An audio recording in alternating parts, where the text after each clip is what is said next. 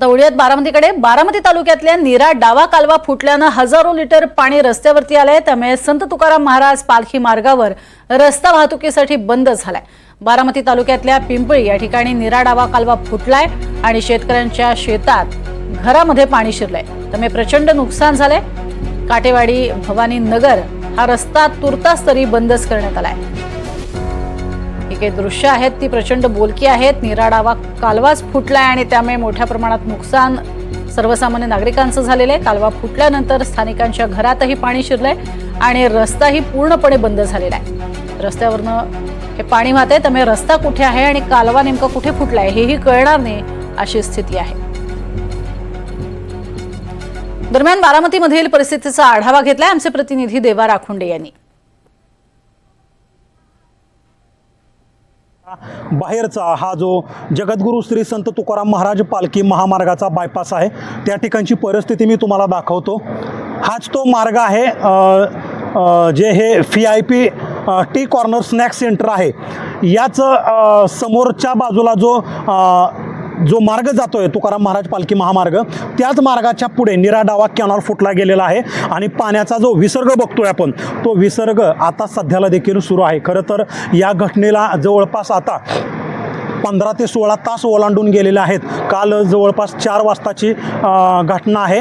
मात्र तरी देखील पाण्याचा प्रवाह या ठिकाणी कुठल्याही पद्धतीनं कमी झालेला दिसत नाही। छत्रपती शिवाजी महाराज चौक या चौकाचा मी आवर्जून उल्लेख करतो। हा जो या ठिकाणी बॅनर लावलेला आहे, पाटी लावलेला आहे, काल ज्यावेळी या ठिकाणी पाऊस झाला, बारामतीला या मुसळधार पावसानं झोडपून काढलं, हा नीरा डावा कॅनॉल या ठिकाणी फुटला गेला। त्यावेळी श्री छत्रपती शिवाजी महाराज चौक हा जो पांढरा एक बॅनर तुम्ही बघताय आणि त्या खालचा रिकामा टप्पा बघताय, हा रिकामा टप्पा जो आहे तो पूर्णपणे पाण्यात होता। म्हणजे आताच्या सध्याच्या पाणी पातळीपासून त्या रिकाम्या टप्प्याची जर उंची आपण जर पाहिली तर ती उंची जवळपास साधारणपणे 5 फुटाची उंची आहे। म्हणजे कालच्या परिस्थितीला या ठिकाणी जवळपास 9 ते 10 फूट उंचीचं हे पाणी या ठिकाणावरून वाहत होतं आणि हा संपूर्ण परिसर जो आहे तो जलमय झालेला होता। या पाण्यातून मार्ग काढत आपण पुढे जाण्याचा प्रयत्न करणार आहे। पाण्याला वेग आहे। ज्या पद्धतीनं हे नीरा डावा कॅनॉलचं पाणी म्हणजे ज्यावेळी काल कॅनॉल फुटला गेला त्यानंतर प्रशासनानं हा कॅनॉल बंद केला, वरचा येणारा जो प्रवाह आहे तो बंद करण्यात आला। मात्र कॅनॉलची लांबी जास्त आहे। आपण बघू शकतो हे दुचाकी स्वार जे आहेत ते या पाण्यातून मार्ग काढून पुढे प्रवास करण्याचा प्रयत्न करतायत। अक्षरशः जीव धोक्यात घालून हा बुलेट चालक जो आहे तो आता या ठिकाणावरून बाहेर पडलेला आहे। तर दुसरा दुचाकी स्वार जो आहे, पाणी कशा पद्धतीनं प्रवाह येत आहे, पाण्याला वेग आहे, ते पाणी किती वेगानं वाहन चालकाला खाली ओढण्याचा प्रयत्न करतंय हे देखील यामधून आपल्याला पाहायला मिळतंय। अतिशय जीवघेणी वाहतूक जी म्हणावी लागेल ती या ठिकाणी होताना आपण पाहतोय। पाण्याचा अंदाज लागत नाही।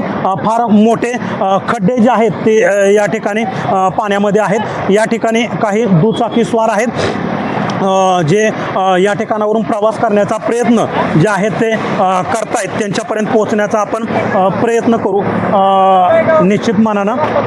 काय एकंदरीत परिस्थिती, कालची परिस्थिती काय होती आणि आताची सकाळची परिस्थिती काय आहे? काल परिस्थिती जरा विकट होती, आज जरा पाणी कमी झालेलं आहे, त्यामुळे वाहने जाऊ शकतात। काल 2 व्हीलरला जाण्याची संधी नव्हती पण 4 व्हीलर जात होत्या। किती पाणी होतं काल? किती उंचीपर्यंत ह्या पाण्याचा हा प्रवाह या ठिकाणावरून सुरू होता? काल पाणी थोडे गुडघ्याला लागत होते, आज थोडे प्रवाह कमी आहे, कारण कॅनल कमी केला आहे ना, त्यामुळे पाणी पण कमी आहे त्यासाठी त्यामध्ये। आणि काल 4 व्हीलरला पण जरा भीतीच होती जाण्यासाठी। काल वाहतूक जी आहे ती बऱ्यापैकी या ठिकाणची बंद झालेली होती। कशा पद्धतीचा प्रसंग कालचा होता, तुम्ही लोकांनी काय अनुभवलं? अक्षरशः काल आम्ही ज्यावेळेस तिथं कॅनलवरनं पाणी व्हायला लागलं होतं स्टार्टिंगला, त्यावेळेस अक्षरशः लोकांच्या घरात पाणी गेलं। घरात पाणी गेल्यानंतर आम्ही त्यांच्या घराला सामान बाहेर काढलं। पहिल्यांदा सामान बाहेर काढल्यानंतर त्यावेळेस थोडाच कॅनल फुटला होता, काही सगळा फुटला नव्हता। पण ज्यावेळेस सगळा कॅनल फुटला अक्षरशः तिथला ऊस आणि द्राक्षीची बाग ही अशी वाहत इथनं खाली गेलेली आहे पूर्णपणे। आणि अक्षरशः जनावरं ही सगळी गोट्यातनं बाहेर काढली, तिकडे त्या कमानीच्या पलीकडे बांधली तिकडे नेऊन। आणि गाड्या जी होत्या ती पूर्णपणे वाहतूक बंद होती. एक सुद्धा गाडी इथनं जात नव्हती. कोणतीच गाडी, मोठी हायवा असो, ट्रक असो, एस टी असो, नाहीतर टू व्हीलर असो, एक पण गाडी जात नव्हती. अक्षरशः भीतीचं वातावरण होतं. आता पण आमच्या घराकडे गेलतो आम्ही इकडं आणि तिकडून आम्ही चालत आलो आता इकडं. यापूर्वी अशी भयानक परिस्थिती बारामतीमध्ये तुम्हाला पाहायला मिळाली होती का? यापूर्वी कधीच मला जवळजवळ वयाचे 29 वर्ष चालू आहे, पण अख्ख्या जीवनात माझ्या कधीही असला प्रसंग मला बघायला भेटला नाही. शेतीची अवस्था काय झालेली एकंदरीत आपण पाण्याचा अंदाज लावला तर त्यावरून काय नेमका कल्पना येते, काय अवस्था झाली असेल, शेतकऱ्याची अवस्था काय झाली असेल? शेतीची अशी अवस्था झाली आता सध्याला, जी सुपीक माती वर असती ती अख्खी सुपीक माती निघून गेलेली आणि खडकाला गेलेले रान. त्यामुळे शेतकऱ्याची अक्षरशः बिकट परिस्थिती. माझा इथे 1 एकर कांदा आहे, अख्ख्या कांद्यात पाणी गेलेलं आहे, कांद्याचे अख्खं नुकसान झालेलं आहे. आणि माझंच नुकसान नाही तर आमच्या लिमटेक अख्ख्या गावाचं नुकसान झालेलं आहे. तर आपण बघतोय की हाच तो परिसर आहे.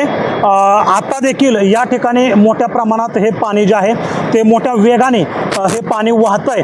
निराडावा कॅनलवरच्या बाजूला फुटलेला आहे, त्या कॅनलचा प्रवाह कमी केलेला आहे. मात्र हे दुचाकीस्वार ज्या पद्धतीने आपण बघतोय की हा रोड क्रॉस करण्याचा प्रयत्न करतायत, अक्षरशः जीव धोक्यात घालून हे वाहन चालक या ठिकाणाहून प्रवास करतायत. वाहतूक काहीशी मंद आहे, धीम्या गतीनं या ठिकाणची वाहतूक सुरू आहे. मात्र या ठिकाणी पोलीस प्रशासन जे आहे ते या सर्व परिस्थितीवरती लक्ष ठेवून आहे. महसूल प्रशासन आहे, आपत्ती व्यवस्थापन विभाग आहे, तो या परिस्थितीवरती लक्ष केंद्रित करून आहे. हे जे व्हिडिओ तुम्ही पाहता, या 4 चाकी वाहनं असतील किंवा दुचाकी वाहनं असतील, आपण बघू शकतो की जवळपास 1.5-2 फूट उंचीच्या पाण्यातून कशा पद्धतीनं प्रवास करतायत. ही आत्ताची सकाळची दृश्य आहेत. खरं तर पाठीमागं 16 तासापूर्वीची ही परिस्थिती जर बघितली तर ती भयावह होती. कारण बारामतीमध्ये यापूर्वी इतिहासात देखील अशा पद्धतीचा पाऊस कधी झाला नव्हता. अशा पद्धतीचा पाऊस या ठिकाणी झाला आणि अक्षरशः बारामतीला झोडपून काढलं गेलं. हीच परिस्थिती तिकडे पुण्याच्या इंदापूरमध्ये देखील पाहायला मिळाली. भिगवण शहराला खूप मोठा फटका बसला आणि नागरिक जे आहेत ते भयभीत झालं, लोकांचं आतोनात नुकसान झालं. या सर्व घटनेनंतर उपमुख्यमंत्री अजित पवार, कॅबिनेट मंत्री दत्तात्रय भरणे हे तातडीनं आपल्या आपल्या दाखल झालेले आहेत. काल रात्रीच उपमुख्यमंत्री अजित पवार बारामतीमध्ये दाखल झालेत आणि आज सकाळपासून अजित पवारांनी या संपूर्ण परिस्थितीचा पाहणी दौरा सुरू केलेला आहे. ते नागरिकांशी संवाद साधत आहेत आणि या संपूर्ण परिस्थितीचा आढावा घेऊन उपाययोजना करण्याचा प्रयत्न ते करत आहेत ना, तशा प्रशासनाला ते सूचना देत आहेत. आणि एकंदरीत ही परिस्थिती जी आहे ती सध्याच्या स्थितीला देखील भयावह आहे. देवा राखोंडे, NDTV मराठी, बारामती.